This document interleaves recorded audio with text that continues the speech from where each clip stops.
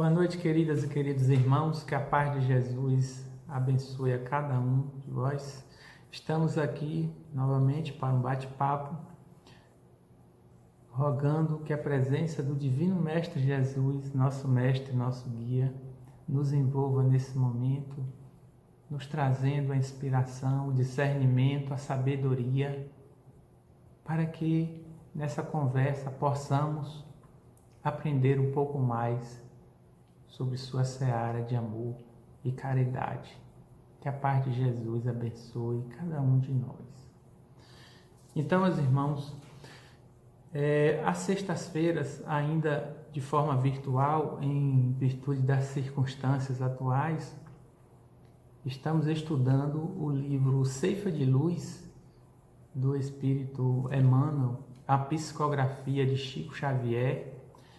E na noite de hoje vamos conversar um pouco sobre a lição 44, que nos fala do título Oraremos, ou seja, sobre a oração.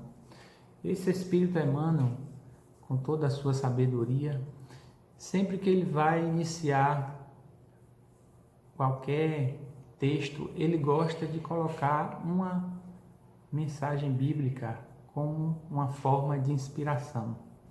E nesse texto ele vai buscar lá na primeira carta de João, onde João vai falar no seu capítulo 5 da questão da confiança, que diz mais ou menos assim: se pedirdes alguma coisa segundo sua vontade, Deus nos ouve. É a partir daí que Emmanuel vai construir o seu raciocínio, a sua abordagem. Ao ler esse texto de Emmanuel, a gente percebe, ele nos alerta de que Jesus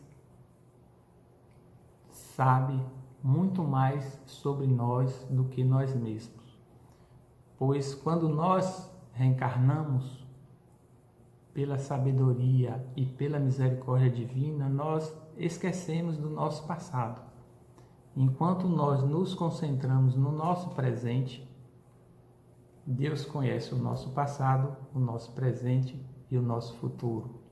Por isso, Ele sempre vai saber, mais do que nós, o que é melhor para cada um. Então, essa questão de Ele atender os nossos pedidos, quando é segundo a sua vontade, é importante, para também a gente não achar que qualquer pedido vai ter um atendimento, às vezes até achamos que imediato, quando na realidade não é bem assim. O tema da oração, ele é tão importante que Kardec, lá na sua codificação, ele separa um trecho de perguntas especificamente para falar da prece. Sabemos que o Livro dos Espíritos é subdividido em 4 livros, e no terceiro livro, ele aborda as leis morais. E dentre essas leis morais, lá na Lei de Adoração, no seu capítulo 4, ele aborda especificamente a prece. São da questão número 658 a 666. São 10 questões onde ele tem um diálogo com os espíritos sobre esse assunto tão interessante. Ao ler esse trecho, eu tirei algumas frases que eu achei interessante para discutirmos aqui. Primeiro, a gente percebe que nesse trecho ele nos esclarece que a oração ela tem basicamente 3 objetivos. O primeiro dele é o de louvar a Deus. O louvor é um reconhecimento da grandeza divina e do fato de ela estar sempre ao nosso lado, nos guiando, nos apoiando e querendo o melhor para cada um de nós. Um outro objetivo é o agradecimento. Sempre temos algo a agradecer a Deus. E esse agradecimento ele pode ser por vários motivos, uma graça alcançada, seja um um mal que nos livramos, seja a superação de um desafio. Enfim, a própria vida é um motivo de agradecermos a Deus. Nunca nos falta motivos de agradecimento. E temos um terceiro motivo que ainda é mais requisitado e poderia não ser assim, que é o pedir. Observamos que a maioria dos nossos direcionamentos da oração é para o pedido. Então nós pedimos das mais variadas coisas. Pedimos para passar no vestibular, para passar num concurso, para acertar na loteria. São os mais variados pedidos possíveis, para livrar de uma provação. Então, esses pedidos, quando fizermos, precisamos ter esse discernimento, se esse pedido ele está de acordo com a vontade divina. Será que eu virar milionário ganhando na loteria está de acordo com as leis divinas? Será que é isso que ele deseja para mim? O que isso vai me trazer de bom na minha evolução? Vai agregar aos meus conhecimentos? E a provação? Eu me livrar de uma provação. Sabemos que estamos num planeta de provas e expiações. Então, a provação faz parte desse processo. Ela faz parte do nosso aprendizado. Então, no momento que eu peço para me livrar de uma provação, será que eu vou estar pedindo algo útil para mim? Então, Deus, no seu discernimento, Ele vai sempre nos atender, nem sempre como estamos pretendendo, mas buscando o que é melhor para nós. É como o pai que educa seu filho, o qual sempre lhe faz pedidos também. Mas será que sempre o pai vai atender seu filho, o pai, a mãe vai atender os pedidos dos seus filhos? É o mesmo processo. Os pais têm mais discernimento, mais maturidade, mais entendimento para dizer um sim ou dizer um não. Seria de uma forma grosseira, mais ou menos como funciona a lei divina. Então, na hora desse pedido, obviamente que vão ter nãos, que na realidade é para o nosso bem, porque Deus quer o melhor para nós. Assim como nós queremos o melhor para nossos filhos, vamos também em alguns momentos lhe negar alguns pedidos para a sua própria felicidade, para o seu futuro mais promissor e para o seu aprendizado. É também lá nessa parte que fala da prece, os Espíritos também dizem que a prece sempre é agradável a Deus, quando dita pelo coração. Então a gente percebe que não adianta a gente ficar o dia todo, horas e horas, repetindo palavras, achando que quanto mais a gente repetir essas palavras, essa oração vai ter um efeito maior sobre o que estamos pedindo. Na realidade, nós não precisamos de quantidade, mas sim de qualidade. Precisamos, na hora dessa oração, nos desligarmos de outras coisas, nos concentrarmos, colocar o nosso coração, o nosso sentimento naquele objetivo. Isso é que vai tornar a prece eficaz e não a quantidade de palavras que vamos ministrar naquele momento. Também, com muita sabedoria, eles colocam que a prece atrai os bons espíritos para nos inspirar e proteger. Sempre que estamos com um objetivo digno e que elevamos o pensamento a Deus, através dos espíritos de luz, vamos estar sendo assessorados, vamos estar sendo inspirados, vamos estar sendo protegidos também. Então a gente percebe o quanto é importante a oração. E também é essencial não orar muito, mas orar bem, que é como eu citei aqui anteriormente. Não a repetição de palavras, mas sim colocar o sentimento, colocar o amor, colocar a emoção, o sentimento naquela oração. Nossas boas ações, eles também falaram isso, nossas boas ações são a melhor prece, porque os atos valem mais do que as palavras. Muito interessante essa frase. Então a gente percebe que não é só orando que vamos chegar aos nossos objetivos. Para a sabedoria divina, vale mais o que nós praticamos. O que estamos fazendo para melhorar o nosso em volta de nós, seja no nosso lar, seja no nosso trabalho, na nossa família, com os nossos amigos. E diz que o exemplo é sempre melhor do que a pregação. Então, esse exemplo, essa ação é que vai pesar mais na sabedoria divina. É isso que vai, quanto mais nós buscarmos o auxílio ao próximo, a caridade, que é o grande esteio que Jesus veio nos mostrar da nossa evolução, ajuda os mais necessitados. É por esse caminho que vamos estar nos aproximando de Deus. E também os nossos amigos também falam lá nessa codificação, nesse trecho da prece, que a prece pelos espíritos sofredores aliviam suas dores. Aliviam suas dores. Como é que ocorre isso?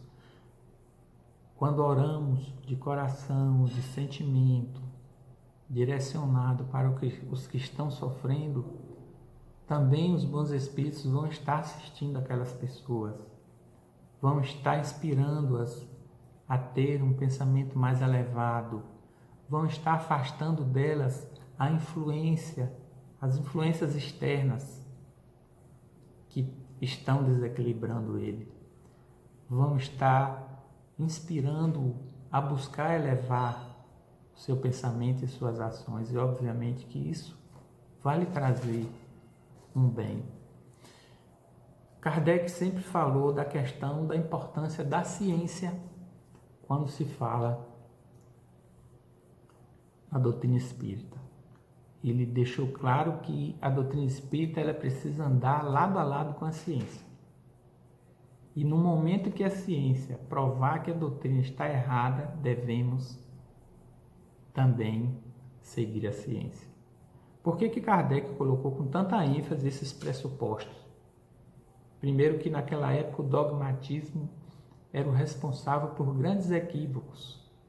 Ainda hoje temos essa questão dogmática a nos rondar. Quem diria que hoje teríamos pessoas defendendo que a Terra é plana? Em pleno século XXI, depois de séculos que a ciência provou que a Terra é redonda. Tem irmãos hoje que infelizmente acreditam piamente nisso. Imagine a que ponto estamos. Então a importância da ciência na doutrina espírita é muito grande. E aí, inclusive, porque tem pessoas que podem duvidar de que a prece é eficaz, que ela traz benefícios. E aí a ciência vai também ajudar a doutrina espírita. Nós temos uma experiência bastante interessante feita pelo Dr. Carlos Eduardo Tosta, médico e professor da Universidade de Brasília, que ele resolveu fazer um experimento para nos provar que a prece, a oração, ela traz benefício a quem ela é dirigida. Isso é uma forma até de mostrar aos que não acreditam na doutrina, que não acreditam na oração, na prece, de uma forma científica, que ela tem consistência, que ela é correta, que ela traz benefício. Então, o que esse professor fez? Ele pegou um grupo de voluntários, 52 estagiários, dividiu em duas duplas de 26 e ele convidou pessoas de religiões diversas, mas que tinha como característica a prática da prece, para orar por 26 desses 52 estagiários. Isso durante um período de 3 anos. 3 anos nesse processo, diariamente fazendo oração. Ele não sabia para quem estava orando, mas recebia uma foto e o nome da pessoa. E a dupla, cada dupla tinha um que estava recebendo oração, o outro não. E a dupla também não sabia para não contaminar a experiência. E aí, antes de iniciar todo esse processo, ele fez um check-up geral dessas pessoas, exame clínico, psicológico, principalmente a questão imunológica, que foi onde ele focou para definir a eficácia da prece, se ia existir ou não. Então, ele chamou atenção para o teste sanguíneo para ver o nível de defesa orgânica. Passado todo esse tempo, foram então para os resultados. E o que não foi surpresa para o professor Tosta, os 26 estagiários que receberam orações tiveram seu sistema imunológico fortalecido. Todos os 26, sem exceção. Enquanto os outros 26 que não receberam prece permaneceram estacionários no mesmo nível. É importante a gente ter esse tipo de pesquisa, porque isso nos mostra e nos evidencia na prática que a prece ela tem o poder de ajudar. A prece é importante em nossos dias. Agora a gente também precisa entender que a prece ela não pode ser apenas uma coisa de curto prazo. Tem pessoas que acham que faz uma oração e já está tudo resolvido. No seu primeiro pedido, e somos especialistas em pedir, não é mesmo? Seu primeiro pedido, acha que será atendido de pronto, mas não é também dessa forma. Além de todas aquelas questões que eu já citei aqui, de que depende de seu pedido estar de acordo com as leis divinas, também tem outros elementos que são importantes na prece. Que elementos são esses? Principalmente a questão de que existem pedidos de curto, de médio e de longo prazo. Tem coisas que vão acontecer de imediato, tem coisas que vão acontecer com um determinado tempo e outras com mais tempo ainda. E nós temos, viajando lá para o cristianismo primitivo, temos um exemplo que nosso querido Divaldo conta, que foi de Agostinho, que veio a ser canonizado depois como Santo Agostinho. Agostinho, ele teve uma infância, uma juventude totalmente desequilibrada, onde a questão religiosa não fazia parte da sua agenda. Embora tenha sido uma pessoa culta, inteligente, intelectual para a sua época, não tinha assim maiores aproximações com a questão religiosa. E Agostinho tinha uma mãe, Mônica, que veio depois também a ser canonizada como Santa Mônica, que era um discípulo do cristianismo, das mais assim arraigadas, das mais apegadas à proposta de Jesus. E ela tinha muita tristeza por ver Agostinho com aquele comportamento que ela sabia que estava incorreto. E ela orou diariamente por ele, diariamente, durante dias, meses, anos e anos, perseverando. Aí é a questão que eu falei do longo prazo. Ela não desistiu no primeiro dia, não desistiu no primeiro mês, não desistiu no primeiro ano. Ela orou durante uma grande parte da sua vida para que seu filho encontrasse no cristianismo a sua salvação e saísse daquela vida de luxúria,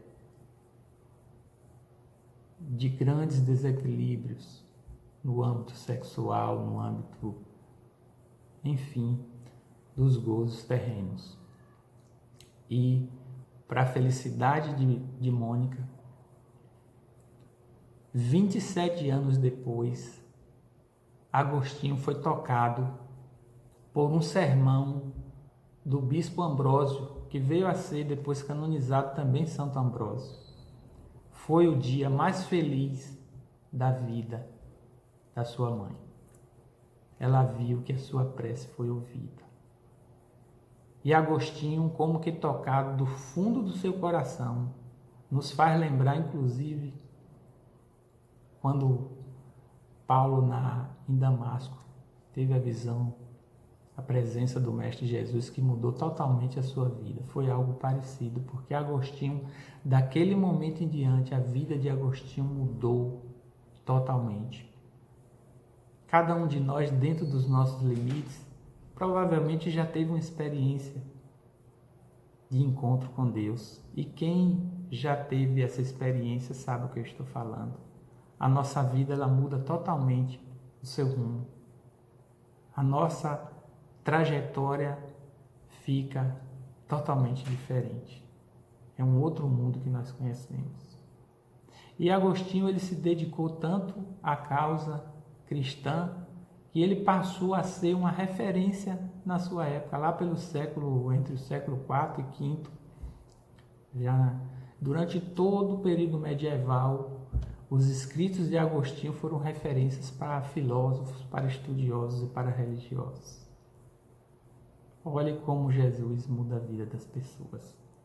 Inclusive, depois ele escreveu nas suas famosas confissões toda uma espécie de autobiografia dessa sua experiência, onde ele conta do seu arrependimento de não ter encontrado antes o cristianismo e conta com detalhes outras situações da sua vida.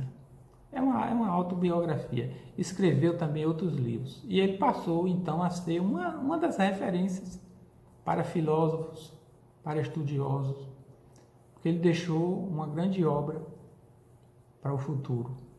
Isso nos mostra o quanto também é importante a perseverança com a prece.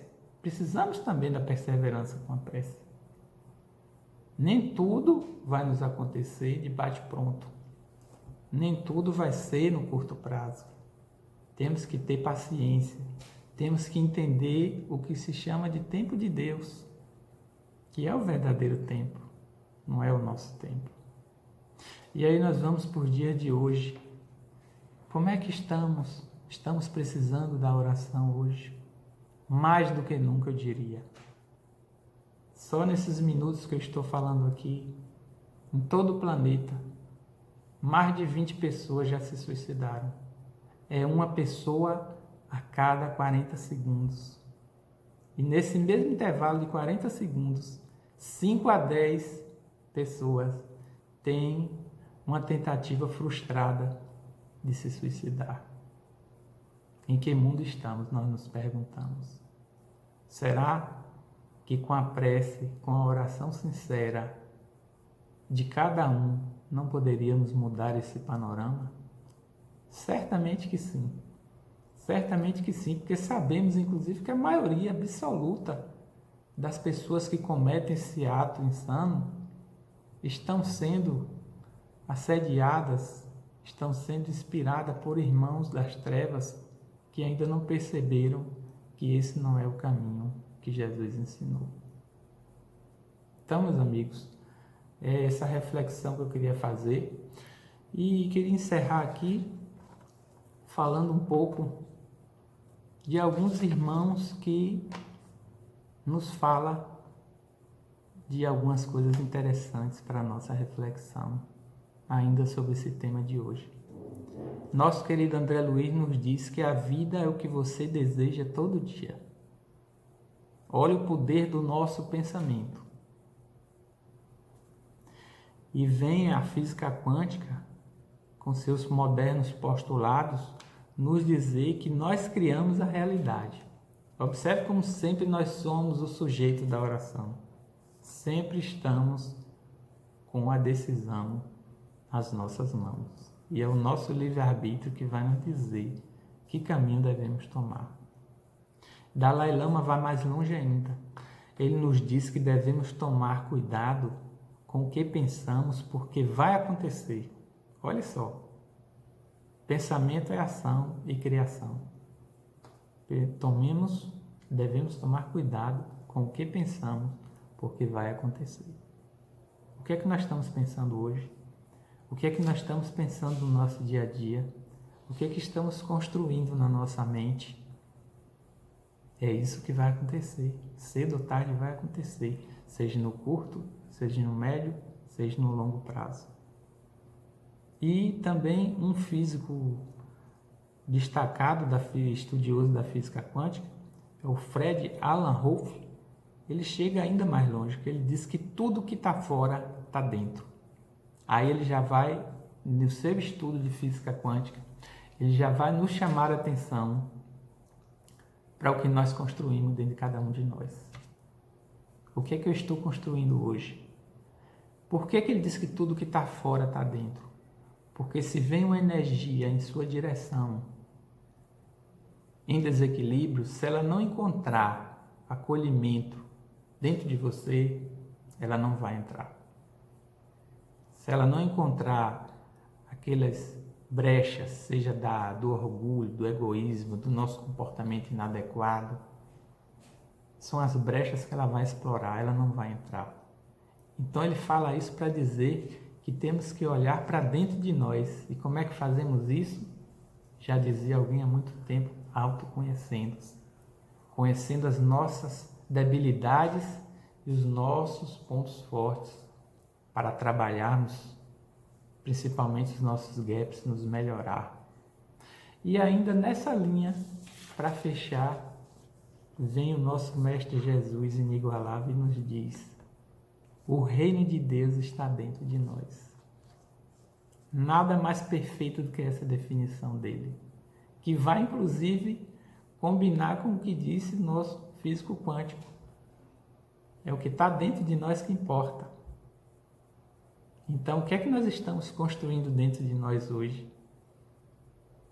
É isso que vamos colocar para fora.